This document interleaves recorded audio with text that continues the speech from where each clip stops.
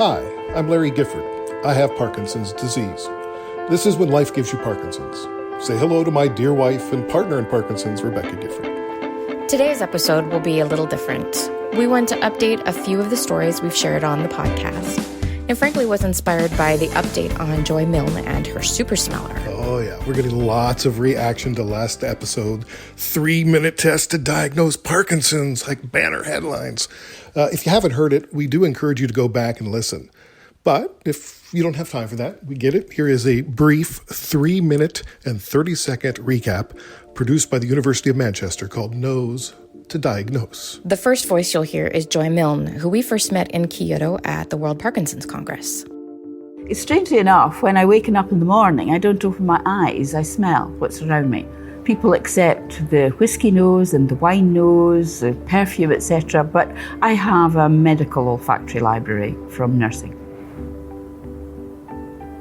Les and I had been married and we met when we were 16, but this was when he was 31, 32. I noticed a strange change in his smell. 20 years later, we went to our first Parkinson's meeting, and very much to my surprise, I realised that the other people with Parkinson's in the room smelled the same as Les. I said, you know that smell that I've told you about? They have the same smell as you, but there are different levels. Some, the smell is stronger and some is weaker. Monty Silverdale is a consultant neurologist at Salford Royal Infirmary. So Parkinson's is a condition which causes a progressive damage to nerve cells within the brain. And it can cause a wide range of symptoms, including mobility symptoms, what we call motor symptoms, such as tremor, stiffness in the limbs, and also difficulty with movement. And it can also cause non-motor symptoms, such as memory problems, mood problems, and pain. Well, we all have our protective oily substance on our skin, which is called sebum. And sebum contains a variety of lipid chemicals which underlie body odour. And we know that the composition of sebum can change in the presence of a disease, and that can lead to an alteration in body odour. But interestingly, nobody until now has really used sebum as a way to diagnose a disease. Until we set up a large research study running across many centres around the UK, and using the NHS Dendron Research Network, we were able to take skin swabs from people with and without Parkinson's disease and analyse the sebum here at the University of Manchester. And what we showed is that there are subtle but important differences in the chemical composition of sebum in people with Parkinson's disease. Erudita Jenna is a postgraduate research student at the University of Manchester. Basically, the gas chromatography separates out the various molecules present in the volatile compound and sends it downstream into the mass spectrometer, where we can look at the mass to charge ratio and identify these molecules. Joy sits at the olfactory apparatus, and whenever she smells something familiar, she clicks on the clicker and then we can see which exact molecule it is that is causing the odor on the mass spectrometer. And these molecules are basically your volatile biomarkers for Parkinson's disease. For Les, as a doctor, once we had discovered this, he almost became the old Les again. He was investigative, he thought about what it meant. The night he was dying, he made me promise that I would continue and I would do this research. And I have to say, it has paid off. I mean, it is wonderful what the group have done, and he would be very, very proud of how they have worked with it. It is tremendous. So, this non-invasive test, swiping your back with a Q-tip and having the mass spectrometer weigh the different molecules, there's now a test that takes just 3 minutes to accurately diagnose if you have Parkinson's. Reaction to the story from listeners was swift. Cindy was the first to leave a voicemail online at speakpipe.com/whenlifegivesyouparkinson's. I believe this research because 2 years ago, I started having a smell on my own body. And it was the smell like extra body odor, and I couldn't figure out why. And then a year later, I was diagnosed with Parkinson's. And I feel like Parkinson's has created that scent for me. I find this research very interesting and very believable. And then we heard from Carolyn. Hello, greetings. This is Carolyn from Tampa, Florida. Thank you, Larry, for using your superpower to amplify the great news from Joy and Professor Barron and Joy's work in honor of Les. The news, your ending quote from Muhammad Ali, all brought tears of joy to my soul and a heart swelling with hope. Thank you all. In gratitude, Carolyn. These are the kind of breakthrough moments in Parkinson's research that should all give us hope. You weren't here last episode, Beck, but I'm sure folks will be interested in your reaction. Honestly, this is one of my favorite Parkinson's stories. I find it hopeful because it goes from a lovely woman who we had the pleasure of meeting, Joy Milne, an improbable ability and all the skepticism she faced in the beginning, to putting their heads down and doing the research with the scientific community, and then to proven science and diagnostics that will help the Parkinson's community and the many who haven't even been diagnosed yet. Mm-hmm. I was at a fundraising event this week for the Western chapter of a new organization through Parkinson Canada called Women for Parkinson's. It was created to support women in the Parkinson's community as well as women researchers. First of all, I want to say a big thank you to friend and fan of the podcast, Carlotta Lee, and our podcast sponsor, Parkinson Canada, for organizing the event. I was actually privileged to meet some of the lovely folks from Parkinson Canada that night. It was the first time in person. At the event, several people brought up this episode and their fascination with this story. People are talking about it, and that night it was particularly apropos because two women are at the center of developing this new technology, a care partner and a researcher, Professor Barron.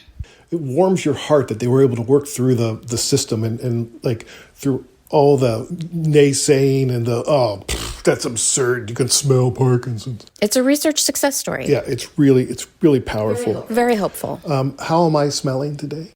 You are freshly showered and smelling very clean. But I do remember, like some of the callers and some of the people bringing up this story to us, that you, before Parkinson's, and even now sometimes, smelled differently. I do remember noticing a difference in your BO, for lack of a way to put it. Like, dude. You had a little bit more, I guess, and I started gently encouraging you to do you need more deodorant? Do we need to buy you some new t-shirts? I was throwing some of them out. I just thought you were getting older and things were changing, but now we know it likely was because your sebum was changing. Yeah, it really gives a whole new meaning to Parkinson's stinks.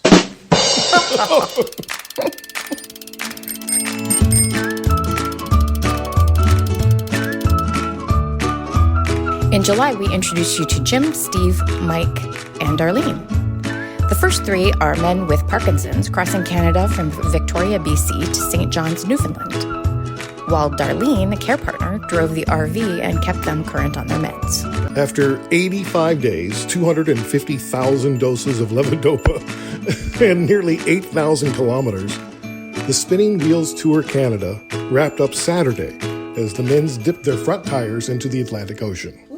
Yay! The tour was heavily covered on radio and TV across Canada. These guys did an amazing job. They had fun. They were asked some interesting questions. They gave some interesting answers. And this is just a fun sample of some of the odds and ends. And you can catch the full interviews on their YouTube channel, Spinning Wheels Tour Canada. There's no cure for Parkinson's disease, at least not yet, but a group of Canadian cyclists are trying to change that. Awesome news. The Spinning Wheels Tour is going to be going across this country, and we want to tell you about it. I hated cycling. We're joined by two of the cyclists. We have Jim, and we also have Jim Redmond and Steve Iseman. Thank you so much for joining us this morning. Oh, thank you very much for having us. Right now, Parkinson's is sort of running rampant. Wow. And it's personal for all of the cyclists taking part. Each one is living with Parkinson's. You know what? I got hooked on cycling. We have Jim, Redmond, and the rest of the team, it looks like, behind you. Good morning, you guys. Thank you so much for being with us today. Oh, good morning. Thank you for having us. The riders hit the road about a month ago and arrived in Winnipeg today. here in Winnipeg, we're doing an event with U-Turn Parkinson's. They began in Victoria, BC near the end of June and stopped near Waterloo Town Square this morning. We're hoping to hit every province and interact with people to let them know about Parkinson's. It's the fastest growing neurological condition. Parkinson's disease is tough, and we think that building a community gives people hope. Well, they continue their journey east tomorrow and hope to be in Newfoundland by mid-September. In Toronto, Audra Brown, City News. Guys, welcome to Peterborough soon this afternoon, but I want to quickly ask you, where did this idea come from? Well, you know what, Nora, and first of all, thanks for having us. We decided that we needed to get out and talk to people with Parkinson's. Well, you guys are doing quite a bit of cycling there. We had a meet and greet at Memorial Park in Mississauga. Rode in from Hamilton. We had over 30 riders, and the majority of them with Parkinson's disease. Welcome to CP24 Breakfast. Thanks for joining us. Thank you for having us. Steve and Jim, you are joined actually en route by a couple. Yes, our awesome support crew, Mike Loghrin and his wife Darlene Richards-Loghrin. Mike also has Parkinson's disease, and he's riding with us a few times a week for exercise. And then Darlene is the one caregiver with 3 people with Parkinson's, and she drives the RV. And Darlene, frankly, does everything else. Yeah, if we're not for Darlene, we'd be somewhere in Saskatchewan right now, trying to find New Brunswick. It's amazing. It's an amazing group of people. These guys are riding. They did 10 days. They did 1,300 kilometers in 10 days straight. The last little stretch, they're pouring their hearts into it, and it's just been really fun. Mike here, Spinning Wheels Tour. They've gone halfway across this country. I think that's just a tribute to the good support team they got with them, keeping them going, even though they're belly aching with all the physical ailments and yada, yada, yada. I miss my family, I miss my dog. Get moving, get moving. SpinningWheelsTour.ca. We are joined by Steve Iseman and Jim Redmond. How are you guys? Great, although with that introduction, I'm increasingly tired. Yeah, right, we're good, thanks. What made you decide to cycle from coast to coast? Wow, you know what? That's a really good question. Sometimes I ask myself that while I'm cycling up the mountains. We are so excited that these men and one woman has arrived in Cornwall safely. That's the big thing, safely. I think they can quote now that they've done over 5,500 kilometers and they have 3,200 kilometers to go. When we stopped to look back on sort of highlights of the trip so far, what really ended up mattering most to us was the people that we'd met. Tom and Virginia reached out to us, and they came and met us in Nipigon, and it was very inspiring, and let alone the blueberry shortcake that they delivered. I was going to say, I mean, you're both living with young onset Parkinson's, and your plan is an 8,000 kilometer cross-Canada ride from Victoria to St. John's. Most people balk on riding to the grocery store and back. Well, you know what, Roy? We were talking with Parkinson Canada, and they let us know that between 80 and 90% of people with Parkinson's sort of go it alone. They don't engage in any formal exercise or any formal support group. My understanding is that 3 of the 4 in your group do have Parkinson's disease. That includes both you, Jim, and Steve. Your main message is how physical activity can improve the quality of life for those who have Parkinson's. So you're actually living that message right now. Explain that. And we also, you're also diagnosed with Parkinson's, but you lost the ability to ride, and you got it back. How did that happen? I discovered that one leg wanted to spin circles and the other triangles all of a sudden. Mm-hmm. We've established a dopamine, which is a track of all the medicine we're taking to get us across the country. 103.3 Moose FM, Perry Sound, Georgia Bay. I'm Kent Matheson. We're talking this morning with Jim Redmond and Steve Iseman. SpinningWheelsTour.ca, and there's a big donate button. Donut. Wow. Yummy. Donut. The donut.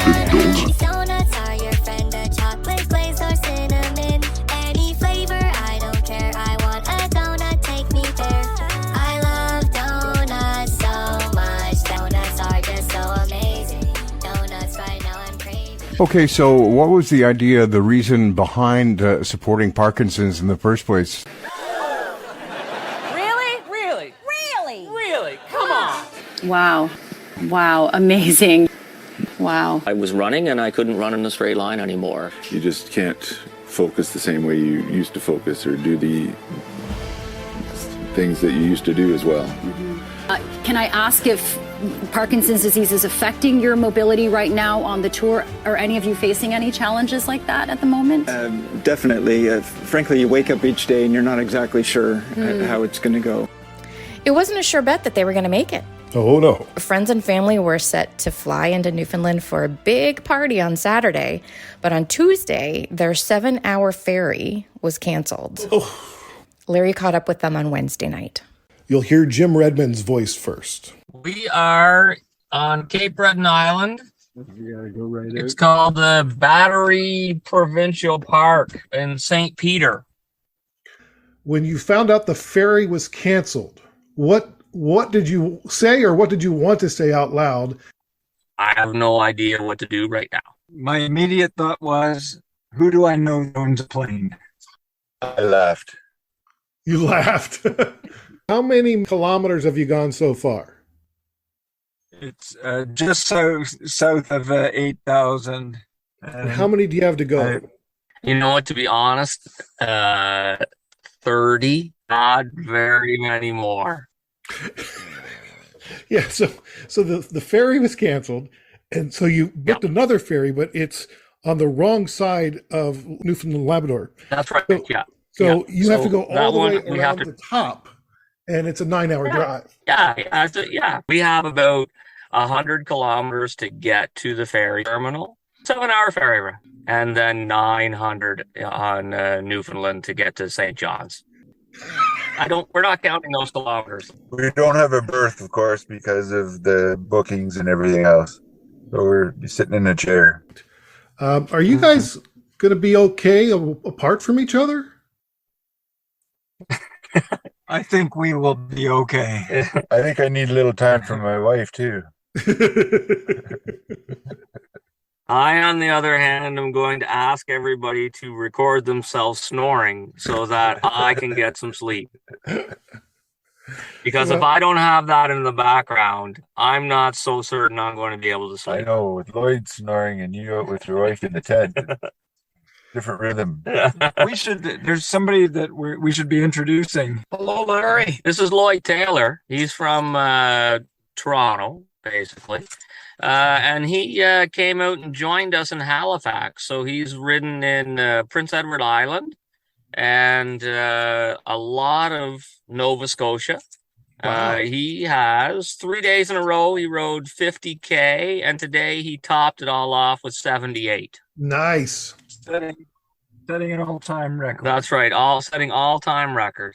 That's and amazing. It was a very good thing. Yeah, right. Do you mind if I ask him to read his text to his family? Yeah, so this is what Lloyd wrote his family today. Here we go. Here is the day. 7 hours on the bike. Navigational errors. Hill climbs. Relentless headwind. Downpours. Brush with a car. Flat tire on the bike. Bike swap.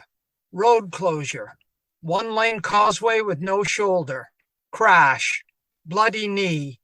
Road closed again. Onto Trans-Canada Highway. Still raining. Big trucks. Back on minor road. Chased by dog. Escaped. Missed meeting support vehicle. Found support vehicle. Day done. It sounds like a delight. It's why I came. Making memories. From a insider-outsider point of view, you've been there some of the time, but not all the time. How would you describe these three? How do you describe these three? I mean, first of all, you give me a chance, Larry, to say I've been with them for 4 days now. So this will be about the 18th time that I get to say thank you to them. I mean, it's just what they're doing is benefiting the whole community, and it benefits people one at a time. And I'm one person with Parkinson's, And, I've been able to benefit from the inside. I've been able to travel with them, listen to them, see the impact they're having on people, ride with them.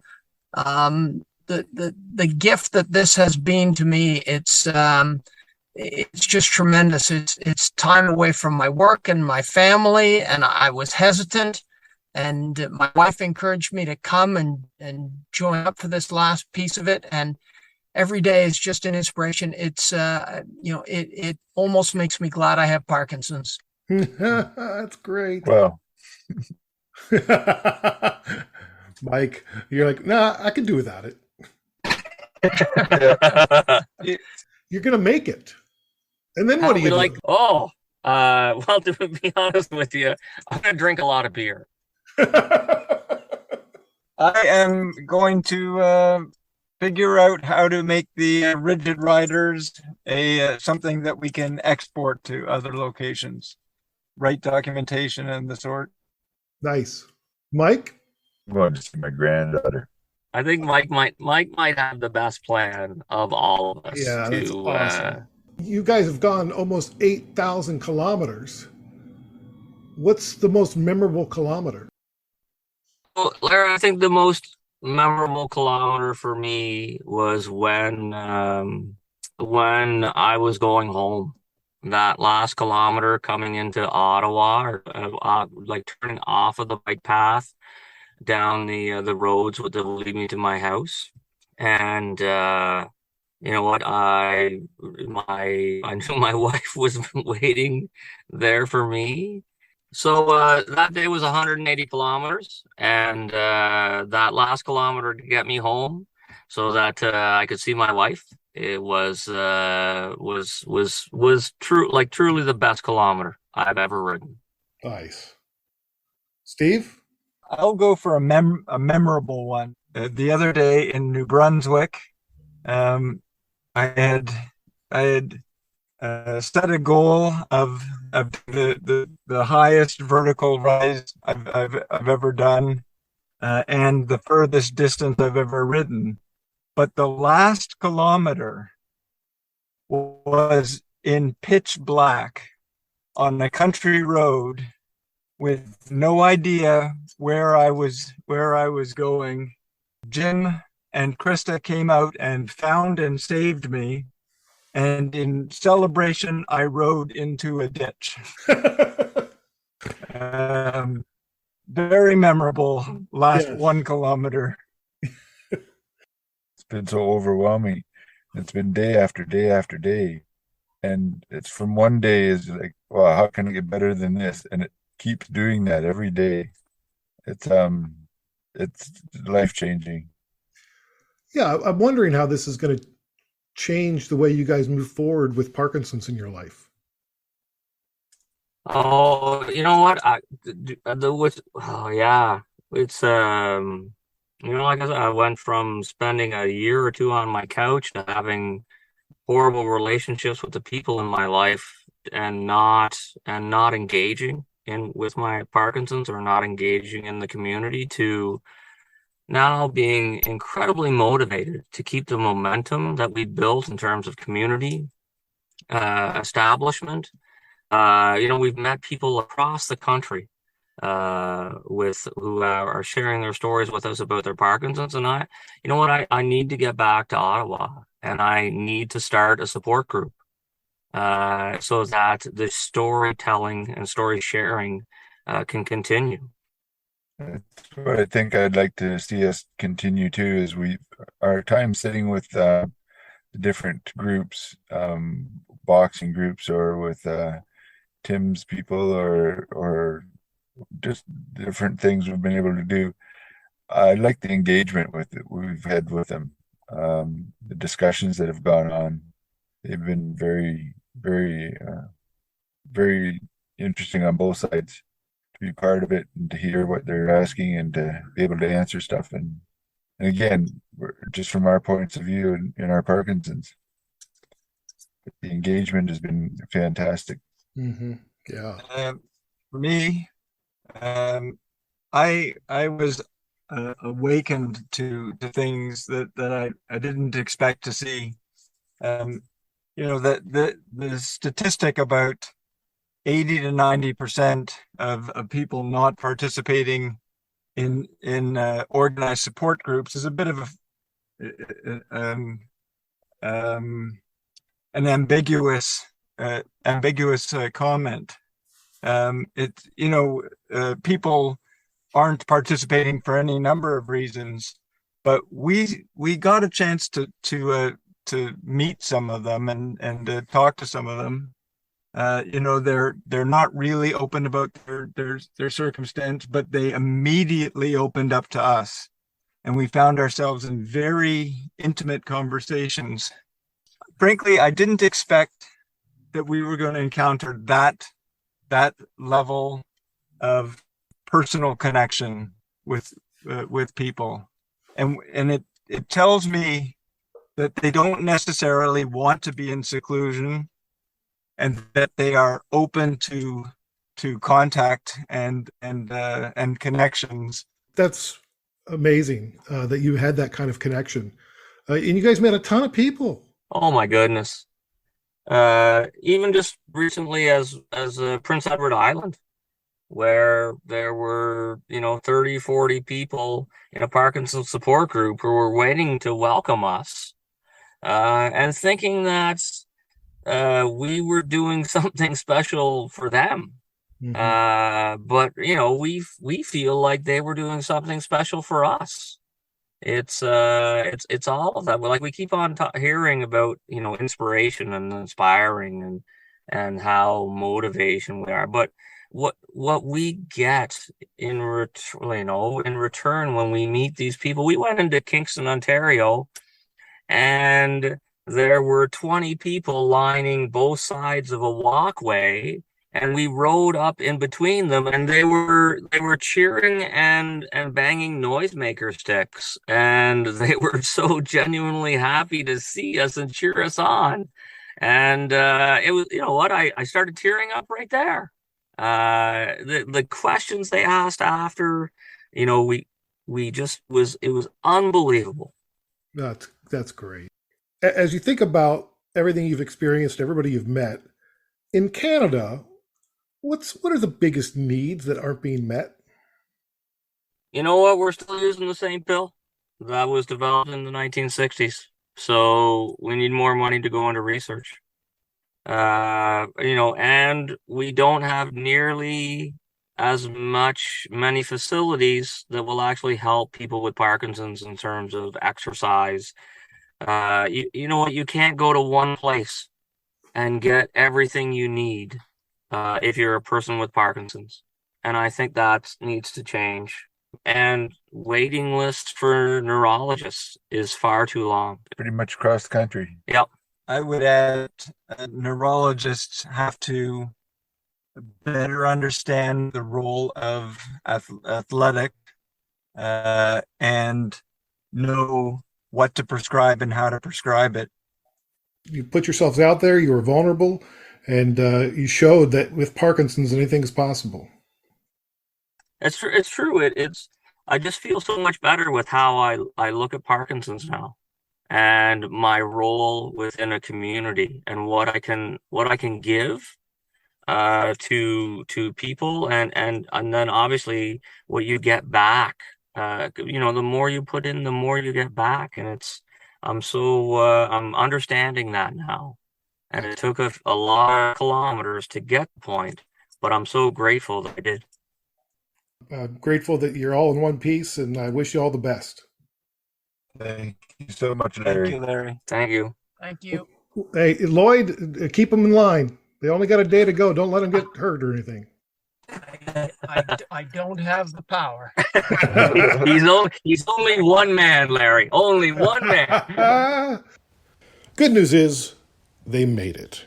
Had a big party Saturday, and now they head back home for hot showers, hugs, and lots of naps, I'm sure. They've earned it. Yes. And there is still some research to conclude. Throughout the whole trip, the University of Guelph was using Steve as a trial participant. There's one study going on now in Guelph that seems to have settled on the fact that cycling or intense activity of any sort that gets your heart rate going really can help alleviate some of the symptoms of Parkinson's. And they're studying right now to see whether it can arrest the development of the disease, which would be awesome news.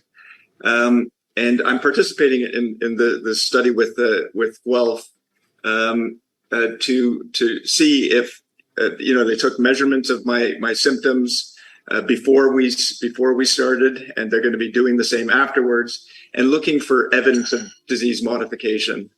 And I certainly have my fingers crossed. We'll be sure to update the results of the study when it's released. Ozzy Osbourne.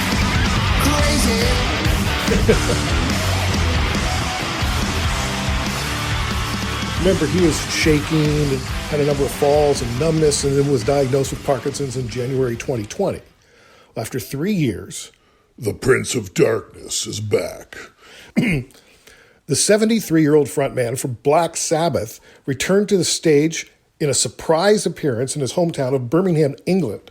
And it wasn't just a surprise for the fans, it was also a surprise to the band.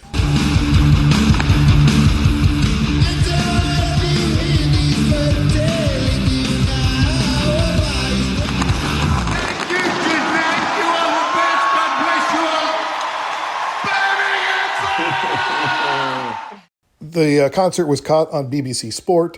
Wife Sharon Osbourne talked about it with her colleagues on her new show in England called The Talk. I love that. He's never lost it, has he? He's got it there. I mean, it's just there, isn't it? It's absolutely there. By the way, how did you keep that quiet? We had to. How long did you know for? No, they asked us 6 months ago, and Ozzy couldn't possibly have done it. They saw Ozzy was at Comic-Con, and they said, all right, come on, get him over. And we're like, all right. And literally, it was 6 days from their phone call to getting him there. And it was just incredible. I thought it was just such an amazing triumph and celebration and everything. And I watched it in the front, and I was there with, all the kids in the wheelchairs and kids that were deaf. And it was just amazing because they all knew that Ozzy had been, not well. And they were like, yeah. And it was just amazing that if you try hard enough and you believe in yourself, you can get. Sharon and Ozzy have returned permanently to the UK, with Ozzy saying, I don't want to die in America. I don't want to be buried in effing Forest Lawn, referring to a cemetery in Los Angeles.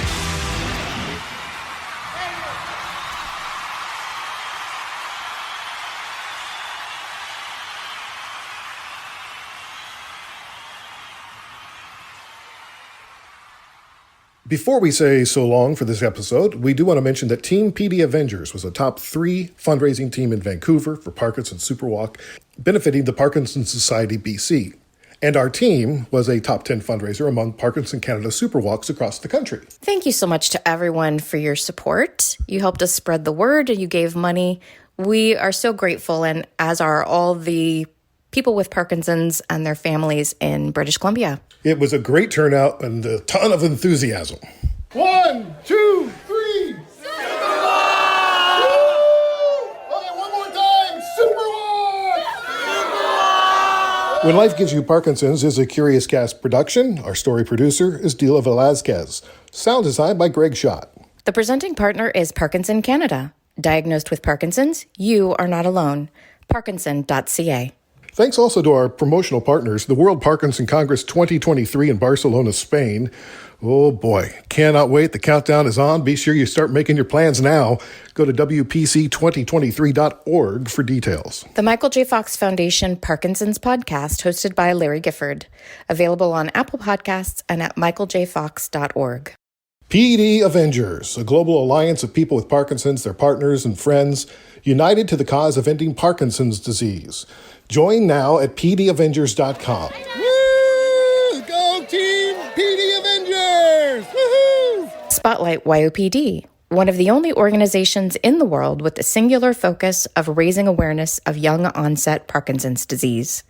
spotlight.yopd.org. And we would really appreciate it if you would share this podcast with someone. The personal recommendations are the most effective way to grow our audience and raise awareness of Parkinson's disease. And be sure to click follow. Follow. Follow. Keep positive. Keep exercising. Keep listening. We'll talk to you next time.